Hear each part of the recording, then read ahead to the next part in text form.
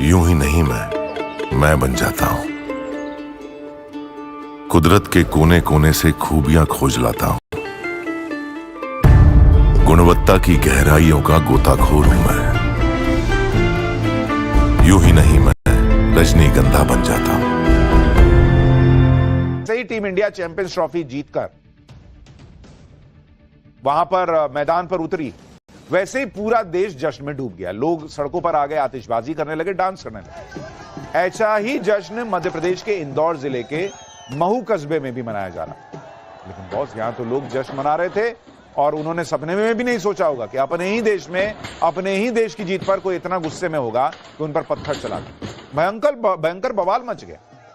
Team India के जश्न पर बवाल करने वाले कौन थे, उनके चेहरे आपको दिखाऊंगा। साथ ही आपको यह भी बताऊंगा कि संभल में पहले होली फिर नमाज के फॉर्मूले से कैसे दिक्कत हो रही है। सीएम योगी ने संभल के सीईओ का समर्थन किया तो कैसे पूरा इकोसिस्टम पॉपकॉर्न की तरह उछल रहा है। दुबई से कश्मीर तक भारत की जीत पर क्या हुआ यह भी दिखाऊंगा। लेकिन पहले कल रात टीम इंडिया के चैंपियंस ट्रॉफी जीतने के बाद देश में जो बवाल मचा, उसकी एक झलक देखिए।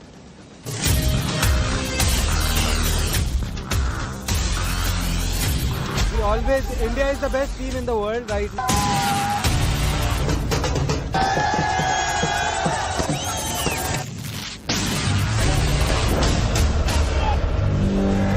मुसलमान ने शुरुआत किसी हाल में नहीं की है। बहुत खुल के मैं बोल रहा हूँ, क्योंकि मैं चश्मदीद हूँ, मैंने अपनी आंखों से देखा है।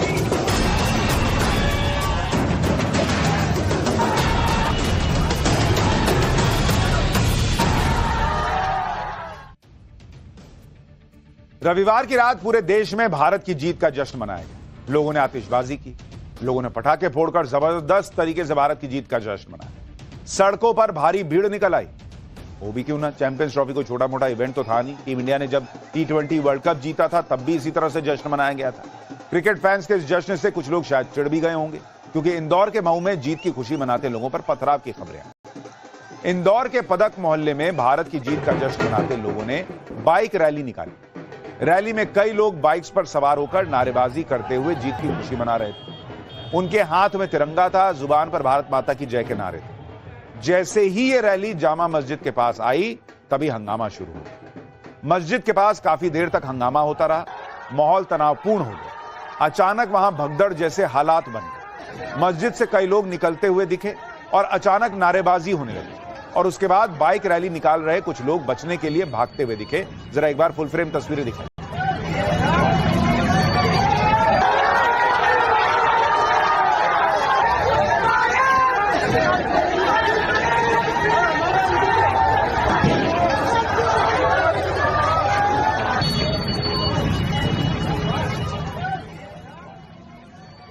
बाइक रैली देखिए निकल रही है और वहीं पर आपको जो है वो लोग दिख रहे हैं, मस्जिद के पास से निकल कर आ रहे हैं। बाइक रैली निकाल रहे लोग मस्जिद से आगे बढ़ते हैं और पास ही बने मंदिर के पास तक पहुंचते हैं।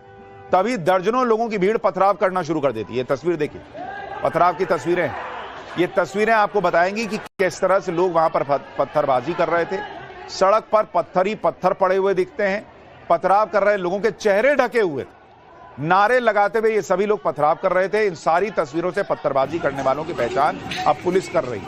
ऐसा लग रहा है जैसे पत्थर फेंकने का कंपटीशन चल रहा हो। इस तरह की तस्वीरें आपने हाल में कश्मीर में देखी होंगी। कश्मीर में भी हाल में नहीं देखी होंगी। एक वक्त था जब कश्मीर में ऐसी तस्वीरें। कश्मीर में तो पत्थरबाजी बंद हो गई, लेकिन देश में अलग अलग जगहों पर कश्मीर वाला पत्थरबाजी मॉडल अपनाया जा रहा है। पथराव की आप ये एक और तस्वीर देखिए। इसमें भी आपको गली के दूसरे हिस्से से दिख रहा है कि पत्थर चल रहा है। ये देखिए आप, इधर भी, अरे इधर, ये देखिए किस जबरदस्त तरीके से पत्थर चलाए जा रहे हैं। गली के अंदर से किसी ने ये वीडियो बनाया है। कोई डर नहीं, कोई भय नहीं, पत्थर फेंके जा रहे हैं बिना ये सोचे कि इस तरह से किसी का सिर फूट सकता है, किसी की जान तक जा सकती है।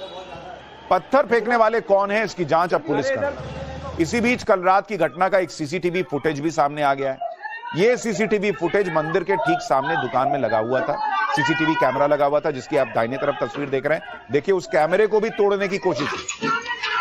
कैसे अचानक सैकड़ों की भीड़ मंदिर के पास जमा हो गई वो भी दिखता है। पथराव शुरू हो गया वो भी दिखता है। और पथराव करने वालों ने सीसीटीवी को भी निशाना बनाया और आखिर में सीसीटीवी को तोड़ भी दिया। मंदिर के ठीक सामने खड़ी गाड़ी को भी उपद्रवियों ने आग के हवाले कर दिया। हालांकि इस आगजनी और पथराव में मंदिर को कोई नुकसान नहीं हुआ। लेकिन सवाल यह कि मंदिर के पास आकर पथराव करने के पीछे वजह क्या थी?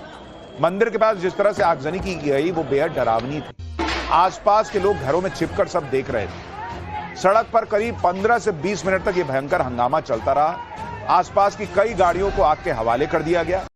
जरा वहां से ग्राउंड रिपोर्ट देखिए और सोचिए कि कितने भयंकर अंदाज में यह हमला वहां पर हुआ। हिंदुस्तान की जीत का जश्न कुछ लोग मना रहे थे। जामा मस्जिद के पास से जुलूस निकला और पथराव शुरू हो गया। पथराव आसपास के क्षेत्रों में भी हो गया। ये जो पूरा इलाका है ये जद में आ गया। तमाम जो मुस्लिम पक्ष के लोग थे वो इकट्ठा हो गए। 500 से 700 की संख्या में लोग इकट्ठा हुए और आगजनी और पथराव शुरू कर दिया। यहाँ पर एक मंदिर भी है जिसके बाहर जो गाड़ियां खड़ी थी उनको डैमेज किया गया, उनको जलाने की कोशिश की गई। ये देखिए पूरा जो इलाका है पूरा जो है डैमेज आपको नजर आएगा। यहाँ पे जो कारें खड़ी थी प्रशासन की ही कारें थी वो डैमेज हो गई। हालांकि अच्छी बात यह है कि मंदिर सुरक्षित है, मंदिर को किसी तरह का नुकसान नहीं हुआ।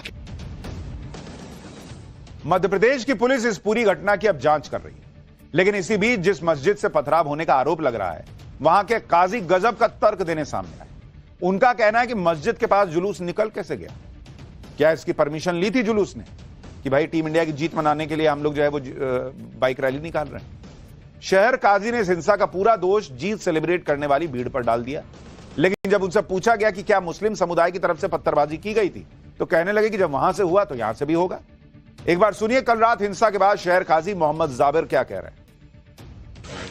तरावी की नमाज चल रही थी, उसी बीच में जुलूस यहाँ से शोर शराबा करते हुए निकला और जब तक हम नमाज से फारिग होते जब तक यहाँ शायद जुलूस का आखिरी हिस्सा बचा हुआ कुछ होगा, नमाज के लिए नमाज से फारिग होकर निकल ही रहे थे तो किसी ने बम अंदर की तरफ फेंका।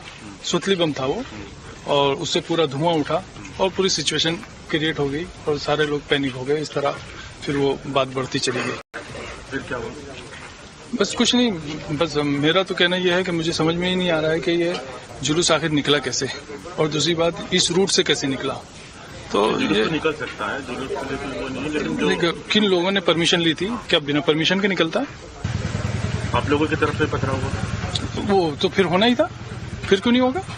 शुरू ही उधर से हुआ है तो फिर पब्लिक तो पब्लिक है, जनता तो जनता होती है। कितने लोग घायल?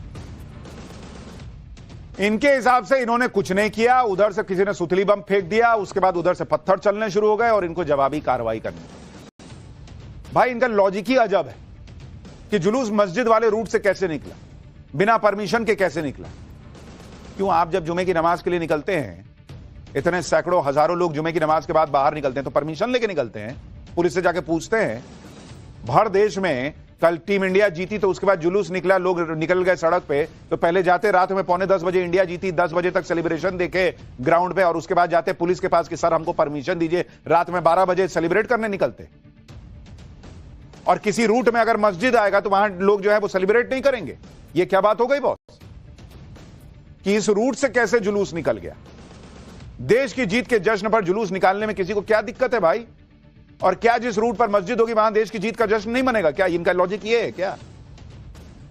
इतना सारा सीसीटीवी फुटेज है, सुतली बम फेंक दिया, उसका फुटेज कहां है?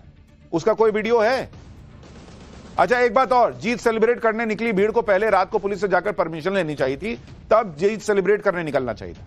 लेकिन ये जो ताबड़तोड़ पत्थर चल जाते हैं यार घटना के बाद, उन पत्थरों को रखने की कोई परमिशन लेनी पड़ती है कि नहीं लेनी पड़ती कि वैसे ही रख सकते हैं और चला सकते हैं? भीड़ अचानक आ गई, जश्न मनाते मनाते ये तो समझ में आ सकता है कि चलो भाई पब्लिक निकली, बोली हम सेलिब्रेट करते, चल भाई तू भी चल निकले, और बीच में एक जगह पे मस्जिद पड़ गई। लेकिन अचानक से पत्थर कैसे आ गए भाई? ये हर बार इतने सारे पत्थर अचानक से कैसे आ जाते हैं? हर बार ऐसी घटनाओं में पत्थर प्रकट कहां से हो जाते हैं? हालांकि मध्य प्रदेश पुलिस अभी हिंसा की जांच कर रही है, लेकिन शहर काजी ने पहले ही मस्जिद और मुसलमान समुदाय को खुद को क्लीन चिट देते हुए कह दिया कि पथराव तो हिंदू समुदाय की तरफ से किया। जैसे हर बार शोभा यात्रा में होता है कि शोभा यात्रा करने वाले पत्थर चला रहे थे, इसलिए आपको वीडियो में फिर वही शोभा यात्रा वाले जो है वो गाली खाते हुए और मार खाते हुए दिखते हैं। एक बार सुनिए, फिर आपको बताऊंगा कि क्या हिंसा के पीछे कोई सोची समझी साजिश थी कि नहीं। कि शुरुआत उपद्रवी लोगों की तरफ से हुई जो हिंदू समाज से थे। एक बॉटम लाइन मेरी, क्योंकि मैं उसका चश्मदीद हूं। हो जाएगा, मुसलमान ने शुरुआत किसी हाल में नहीं की है, बहुत खुल के मैं बोल रहा हूं, क्योंकि मैं चश्मदीद हूं, मैंने अपनी आंखों से देखा है। आप चश्मदीद हो गए तो भगवान हो गए। पहले तो आपको चश्मा लगा हुआ, हो सकता है रात के अंधेरे में ठीक से ना दिखाओ। और आपके चश्मदीद होने से क्या होता है, ये जो तस्वीरें गवाही दे रही हैं, जिसका रिकॉर्ड है, आप तो बोलने को कुछ भी बोल सकते हैं। शहर काजी मोहम्मद जाबिर का कहना है कि क्योंकि वो हिंसा के चश्मदीद हैं, इसलिए वो जो बोल रहे हैं वो सच बोल रहे हैं। लेकिन हिंसा में जो लोग घायल हुए हैं, जिन्हें पत्थर लगे हैं, जिनका सिर फूटा है, वो चश्मदीद नहीं है। उनका